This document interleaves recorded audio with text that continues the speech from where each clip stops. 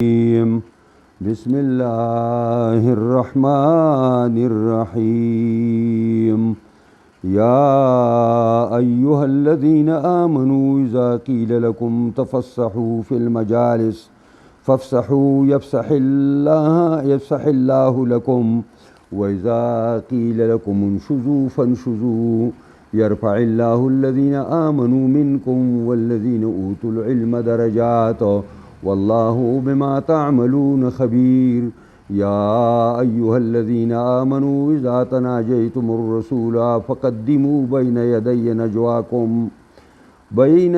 نجواكم صدقة ذلك خير لكم وأطهر فإن لم تجدوا فإن الله غفور رحيم أشفقتم أن تقدموا بين يدي نجواكم صدقات فإذا لم تفعلوا وتاب الله عليكم فأقيموا الصلاة وآتوا الزكاة وأطيعوا الله ورسوله والله خبير بما تعملون صدق الله مولانا العظيم.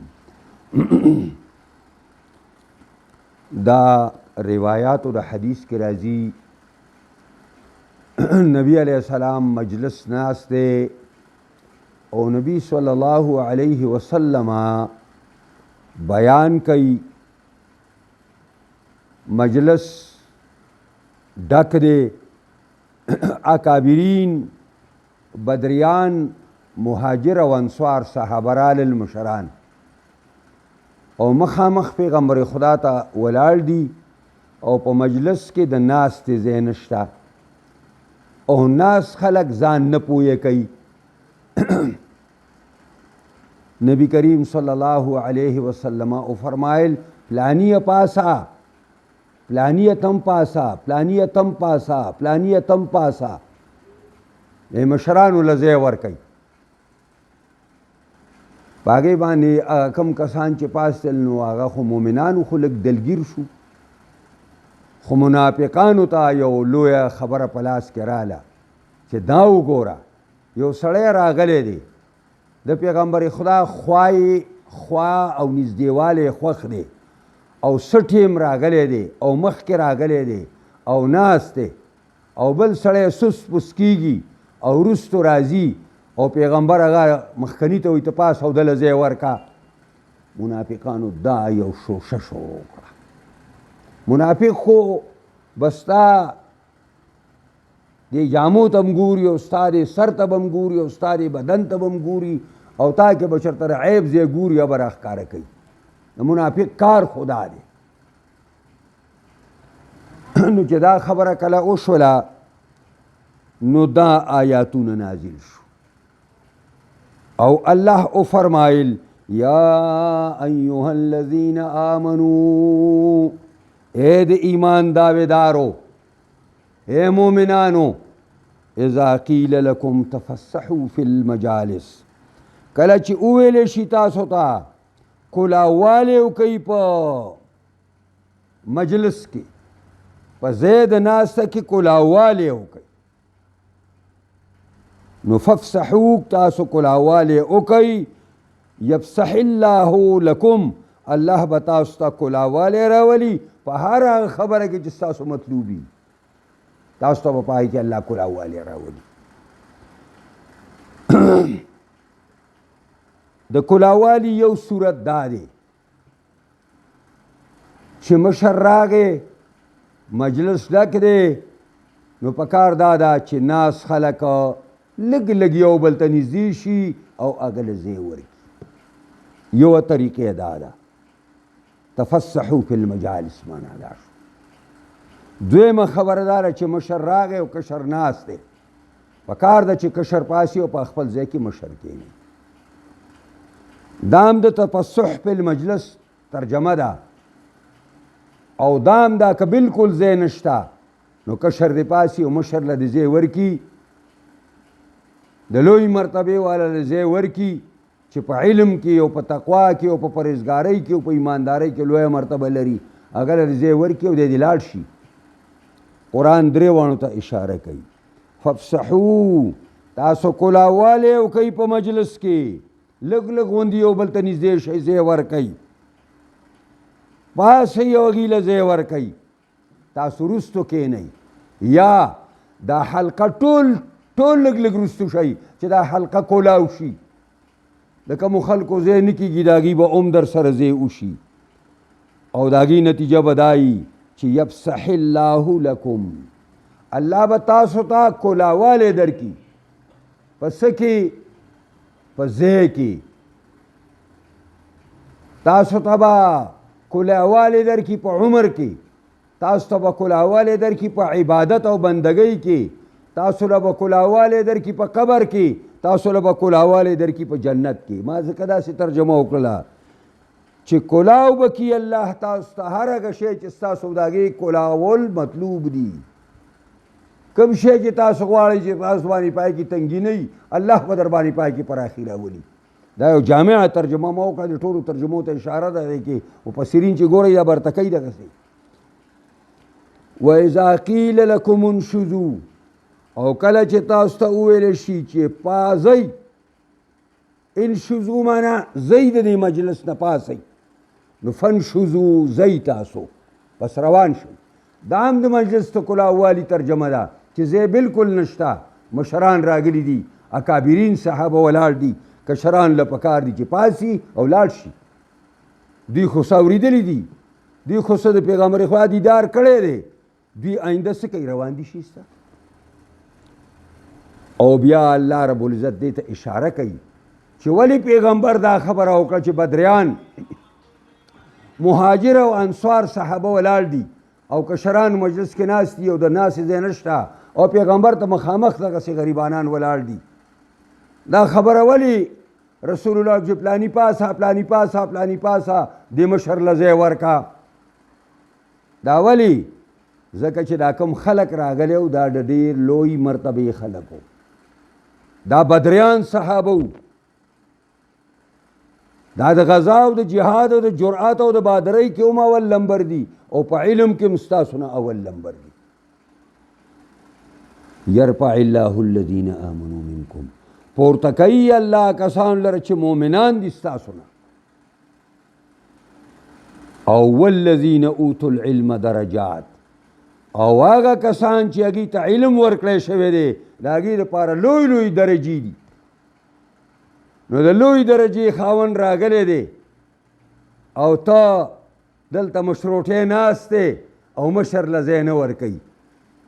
حق دا دی چې الکبر الکبرو، مشر به مشري او کشر به کشري.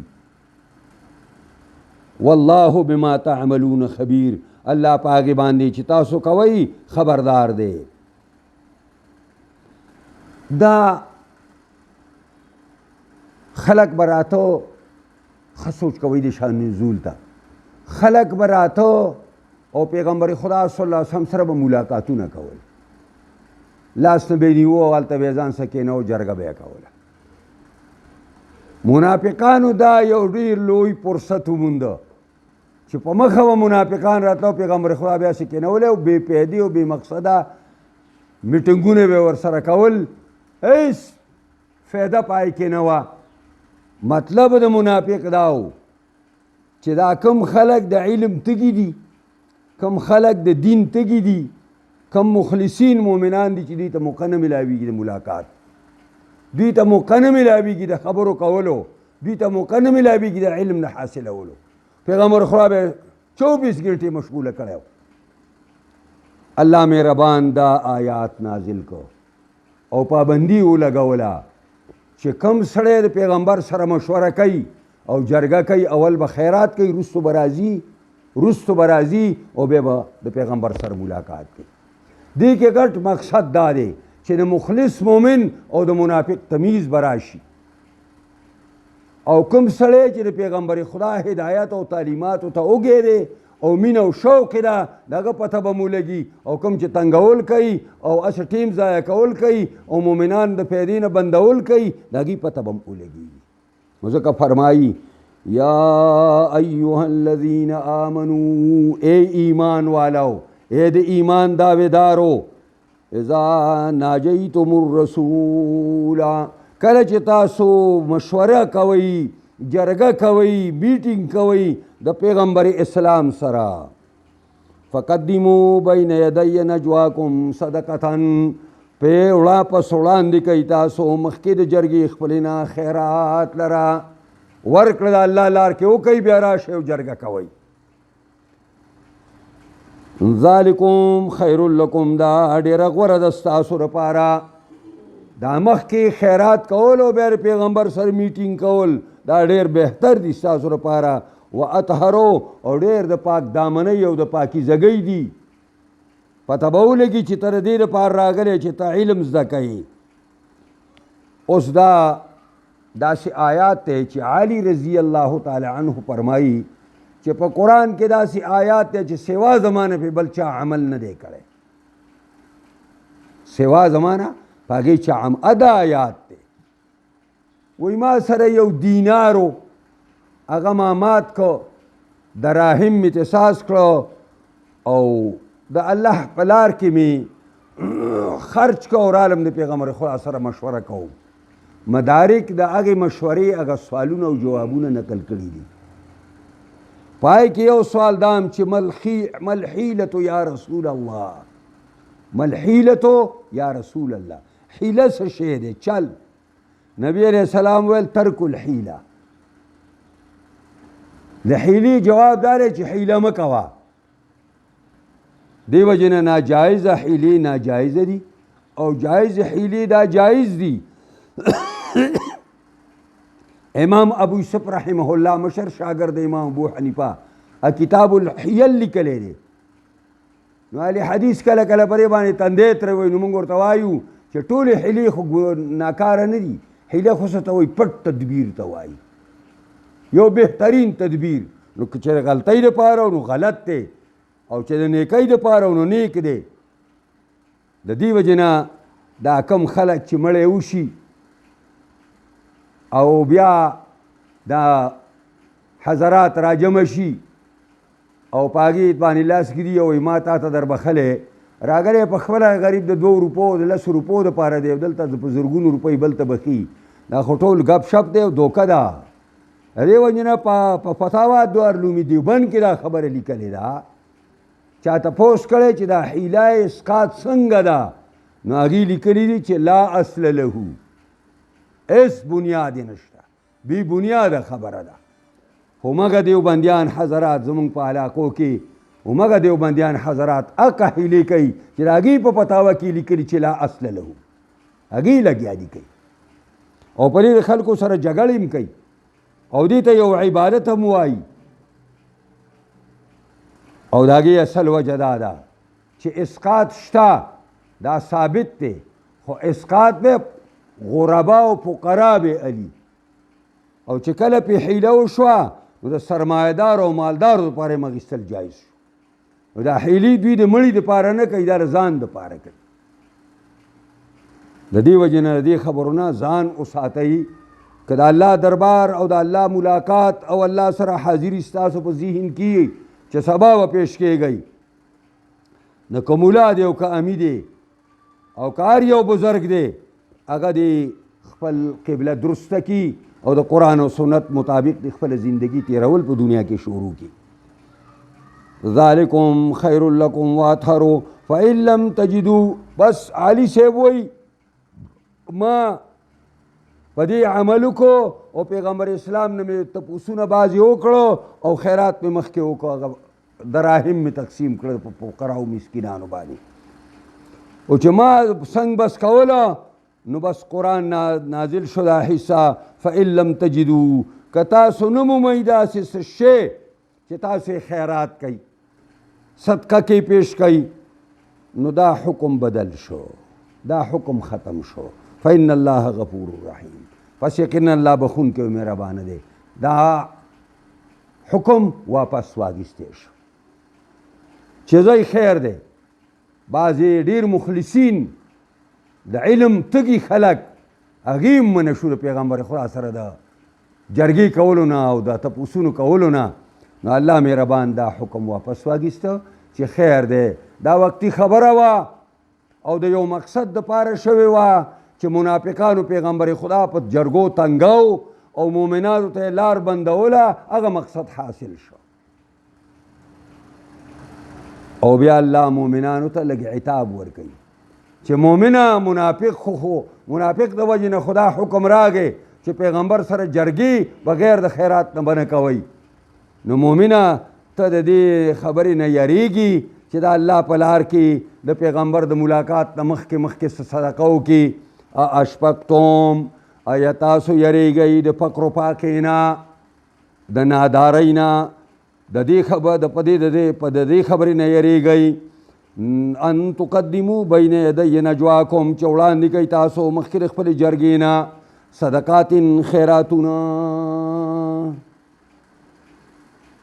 تاسو یریږئ د دې خبرې نه دا عتاب دی یو قسم له مؤمنانو ته چې مؤمنه ته ولې د دې نه څنګه سټ کې او ته په دې مسله کې ولې بخل کوې فاذا لم تفعلوا کله چې دا کار تاسو ونه که یعنې صدقه هم پیش نه کړه ملاقاتونه ملکه دی وجې نه بعضې خلکو ویلي دي چې دا د علي صاحب چې کوم اثر او روایت راغلی دی دا بعضې مفسرین دي ته ضعیف ویلی دی ځکه چې قرآن دلته صیغه جمع استعمال کړې ده فاذا لم تفعلوا کله چې تاسو ټولو دا کار ونه که اگر چې دغه روایت تایید هم شوی دی بیا نورو خلکو کړی دی وتاب الله علیکم او قبول د توبې کړی الله په تاسو باندې الله په تاسو باندې قبول د توبې کړی دی چې څه کمې وشو دا درته الله معاف کړ نو دا خو منسوخ شو دا حکم وقتي حکم د پاره د یو فیدې حکم هغه پیدا حاصله شوه پیغمبر د تکلیفونو د منافقانو نه خلاص شو